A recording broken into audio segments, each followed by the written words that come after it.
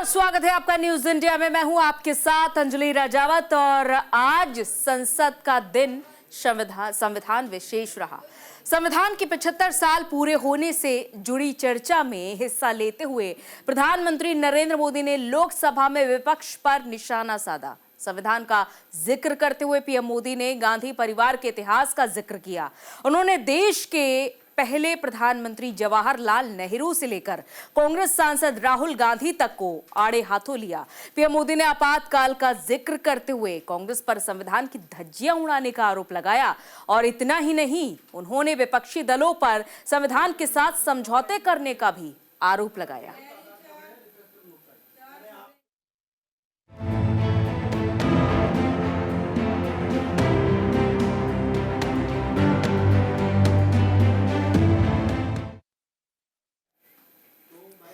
PM Modi ने संसद में कांग्रेस पर हमला बोलते हुए कहा कि 1951 में जब चुनी हुई सरकार नहीं थी तब भी कांग्रेस ने संविधान को बदला और अभिव्यक्ति की आजादी पर हमला किया। यह संविधान निर्माताओं का भी अपमान था। 1951 में कांग्रेस ने यह पाप किया था तो राष्ट्रपति ने कहा कि यह गलत हो रहा है। स्पीकर जेपी नारायण जैसे महान लोगों ने कहा इसे रोको, लेकिन नेहरू का अपना संविधान चलता था, इसीलिए किसी की सलाह नहीं मानी। और इतना ही नहीं, उसी दौरान उस समय के प्रधानमंत्री नेहरू ने मुख्यमंत्री को चिट्ठी लिखते हुए कहा, अगर संविधान हमारे बीच में आ जाए तो हर हाल में संविधान में बदलाव करना चाहिए। 1947 टू 1952 इस देश में इलेक्टेड गवर्नमेंट नहीं थी। एक अस्थाई व्यवस्था थी, एक सिलेक्टेड सरकार थी और चुनाव नहीं हुए थे। और जब तक चुनाव न हो तब तक एक इंतरिम व्यवस्था के रूप में कोई खाका खड़ा करना चाहिए, किया गया था। 1952 के पहले राज्यसभा का भी गठन नहीं हुआ था, राज्यों में भी कोई चुनाव नहीं थे, जनता का कोई आदेश नहीं था। उसके बावजूद भी और अभी तो संविधान निर्माताओं ने इतना मंथन करके संविधान बनाया था। 1951 में जबकि चुनी हुई सरकार नहीं थी, उन्होंने ऑर्डिनेंस करके संविधान को बदला और किया क्या? अभिव्यक्ति की आजादी पर हमला कर दिया गया।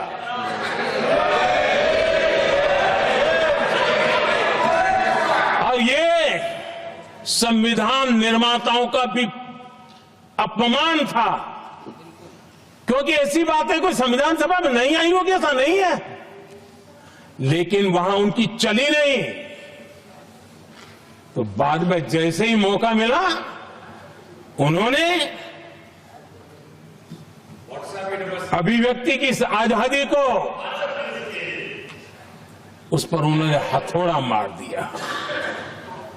और ये संविधान निर्माताओं का घोर अपमान है।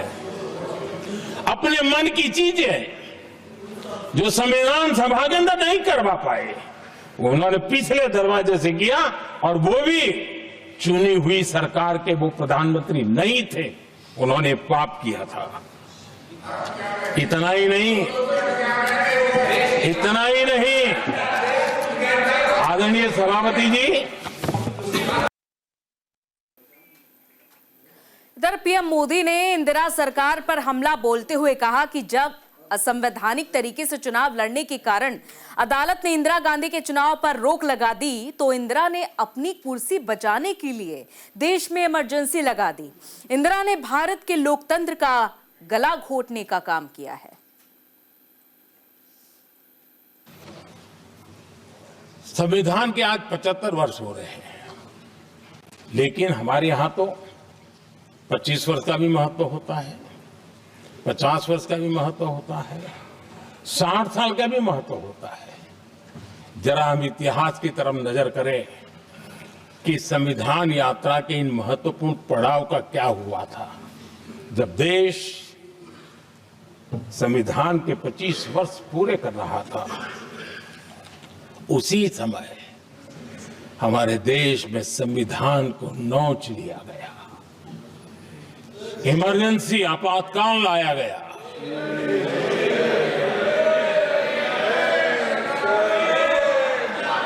संवैधानिक व्यवस्थाओं को समाप्त कर दिया गया,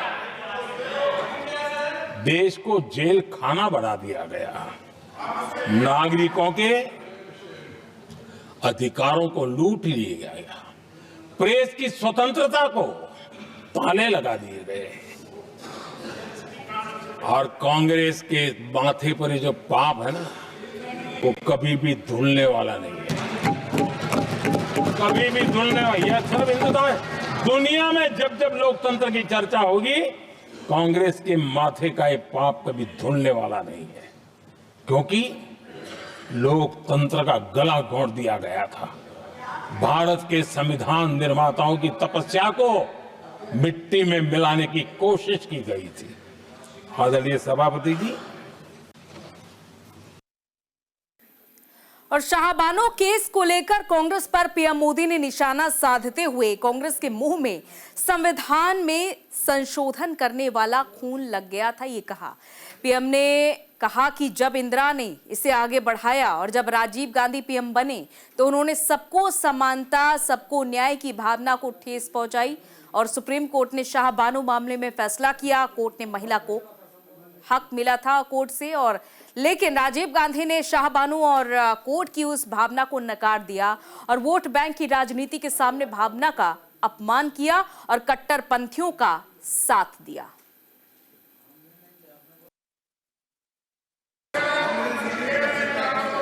आदरणीय सभापति जी, ये परंपरा यहां नहीं रुकी। जो परंपरा नेहरू जी ने शुरू की थी, जिसको दूसरे प्रधानमंत्री जी इंदिरा जी ने आगे बढ़ाया, क्योंकि खून मुंह पे लग गया था, और इसलिए राजीव गांधी जी प्रधानमंत्री बने। उन्होंने संविधान को एक और गंभीर झटका दे दिया। सबको समानता, सबको समानता, सबको न्याय, उस भावना को चोट पहुंचाई। आदरणीय सभापति जी, आपको मालूम है, सुप्रीम कोर्ट ने शाहबानो का जजमेंट दिया था। एक भारत की महिला को न्याय देने का काम संविधान की मर्यादा और स्पिरिट के आधार पर देश की सुप्रीम कोर्ट ने दिया था।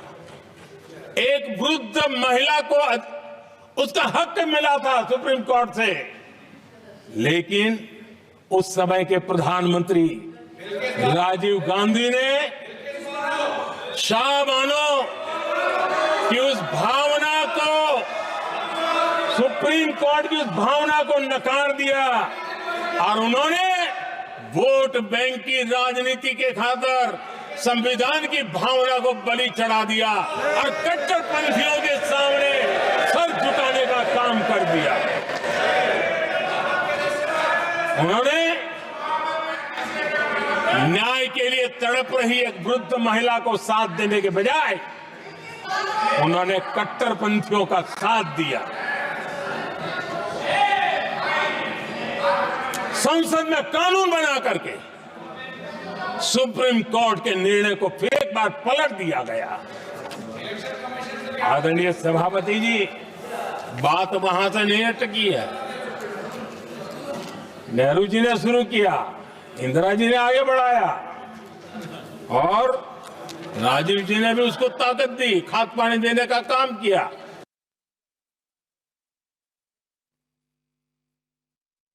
इधर भारत के संविधान को अपनाने की 75वीं वर्षगांठ पर चर्चा के दौरान प्रधानमंत्री नरेंद्र मोदी ने कहा कि कांग्रेस को एक शब्द बहुत प्रिय है। उनका सबसे प्रिय शब्द है जुमला।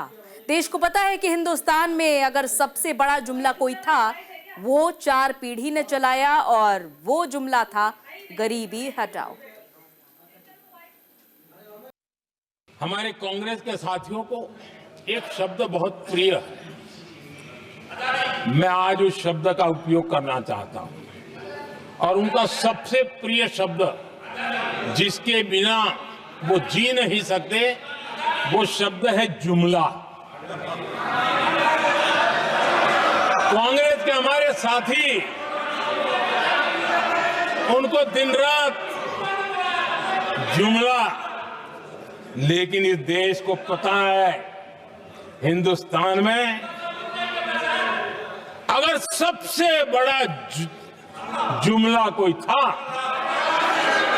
और वो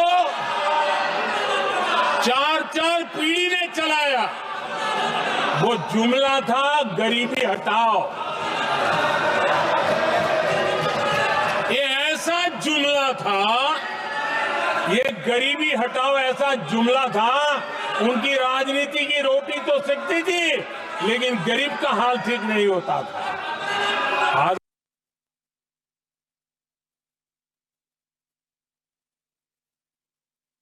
और भारत के संविधान को अपनाने की 75वीं वर्षगांठ पर चर्चा के दौरान पीएम नरेंद्र मोदी ने कहा कि समान नागरिक संहिता और ये विषय संविधान सभा के ध्यान के बाहर नहीं था।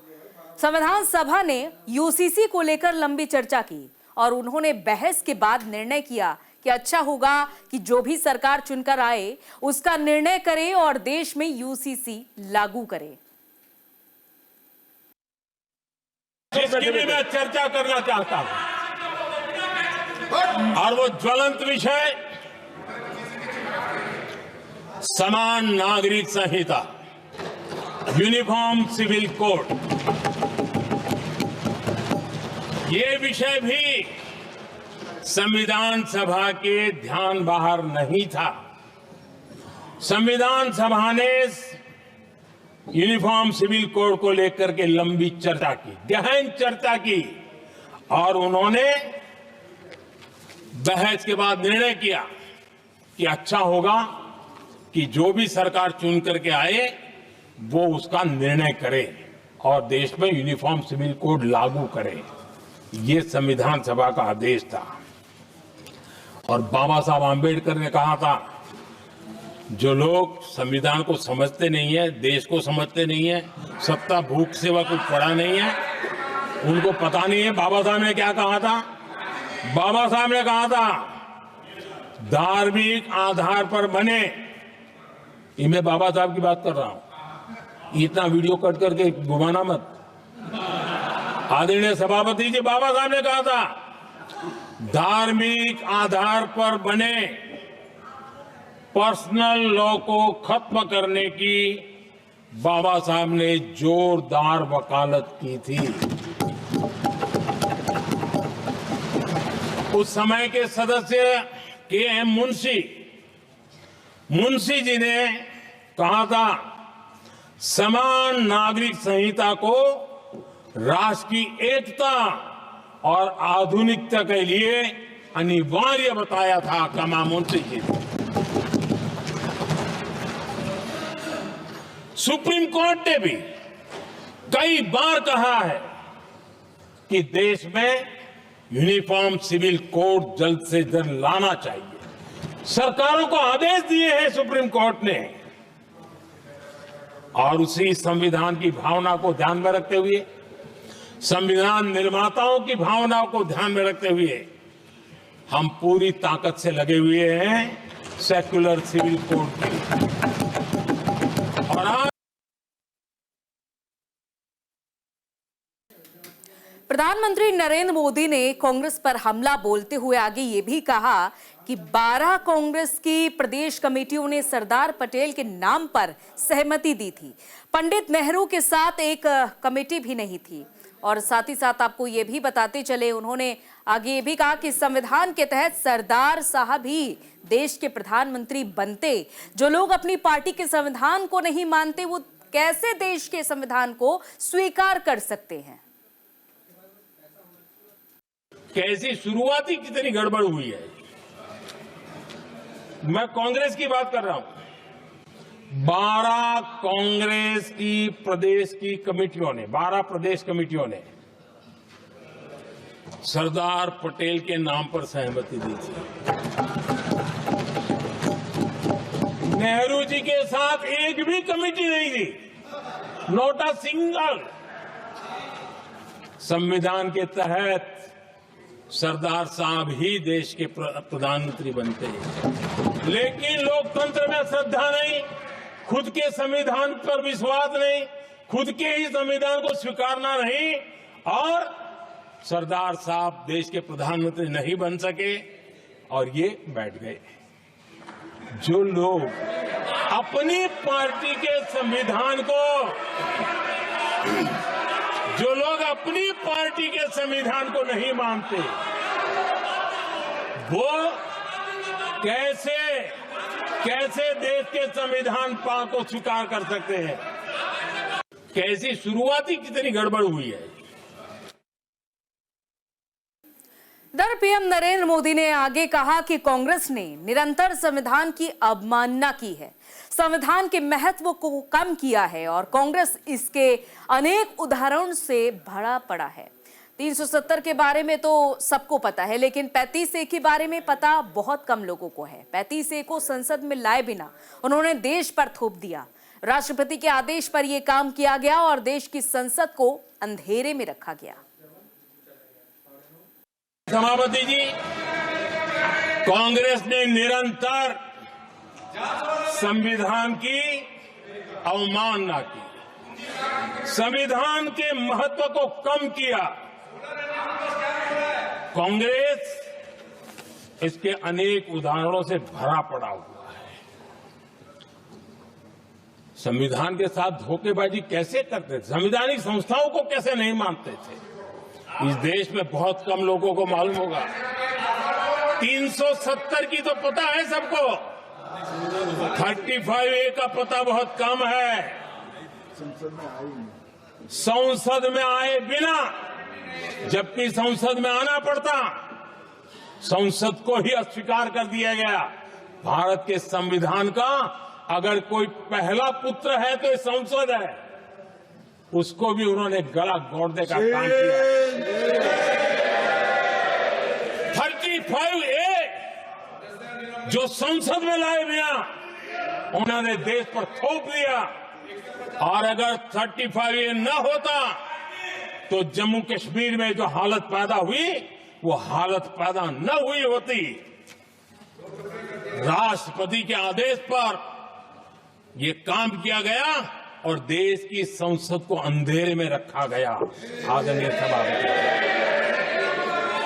ये संसद का अधिकार था, कोई अपनी मनमानी से नहीं कर सकता था, लेकिन उनके पास बहुमत था, कर सकते थे, लेकिन वो नहीं किया क्योंकि पेट में पाप था, देश की जनता से छुपाना चाहते थे।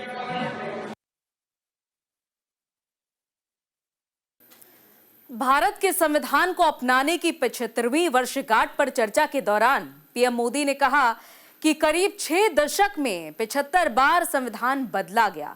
इंदिरा गांधी ने 1971 में सुप्रीम कोर्ट का एक फैसला आया था, उस फैसले को संविधान बदलकर पलट दिया गया था।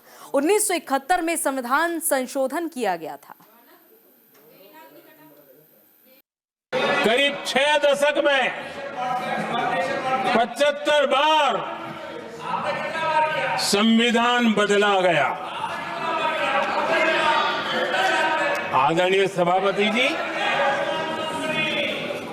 जो बीज देश के पहले प्रधानमंत्री जी ने बोया था, उस बीज को खाद पानी देने का काम एक और प्रधानमंत्री ने किया। उनका नाम था श्रीमती इंदिरा गांधी।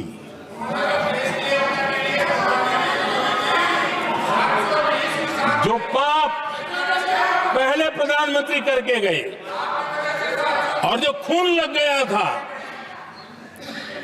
1971 में, सुप्रीम कोर्ट का एक फैसला आया था। उस सुप्रीम कोर्ट के फैसले को संविधान बदल करके पलट दिया गया और 71 में यह संविधान संशोधन किया गया था। और क्या था, उन्होंने हमारे देश की अदालत के पंख काट दिए थे और यहां पर तो किया था कि संसद संविधान के किसी भी आर्टिकल में जो मर्जी पड़े वो कर सकती है और अदालत उसकी तरफ देख भी नहीं सकती है। अदालत के सारे अधिकारों को छीन लिया गया था। ये पाप 1971 में उस समय की प्रधानमंत्री श्रीमती इंदिरा गांधी ने किया था।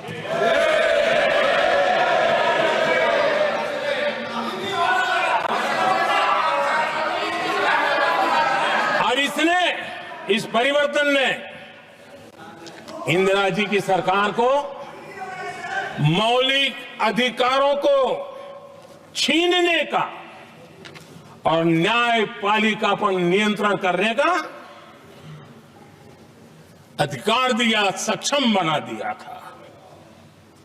आदरणीय सभापति जी, और भारत के संविधान को अपनाने की 75वीं वर्षगांठ पर चर्चा के दौरान पीएम नरेंद्र मोदी ने आगे कहा कि भारत की एकता को मजबूती देने की कोशिश कर रहे हैं।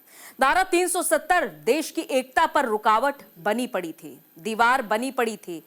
देश की एकता हमारी प्राथमिकता थी, जो कि हमारे संविधान की भावना थी, और इसीलिए धारा 370 को हमने जमीन में गाड़ दिया।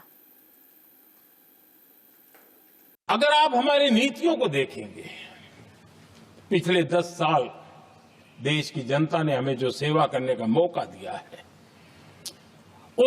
हमारे निर्णयों की प्रक्रिया को देखेंगे तो भारत की एकता को मजबूती देने का निरंतर हम प्रयास करते रहे हैं। आर्टिकल 370 देश की एकता में रुकावट बना पड़ा था, दीवार बना पड़ा था।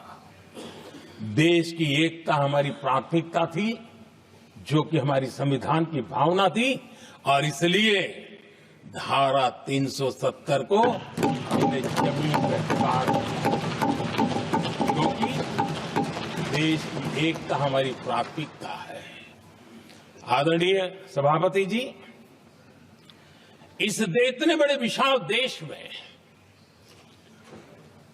अगर आर्थिक रूप से हमें आगे बढ़ना है, हमारी व्यवस्थाओं को और विश्व को भी निवेश के लिए आना है, तो भारत में अनुकूल व्यवस्थाएं चाहिए।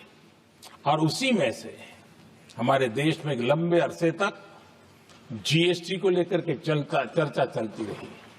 मैं समझता हूं इकोनॉमिक यूनिटी के लिए जीएसटी ने बहुत बड़ी भूमिका अदा की है।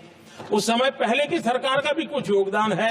वर्तमान समय में हमको इसको आगे बढ़ाने का अवसर मिला और हमने इसको किया, और वो भी वन नेशन वन टैक्स उस भूमिका को आगे बढ़ा रहा है।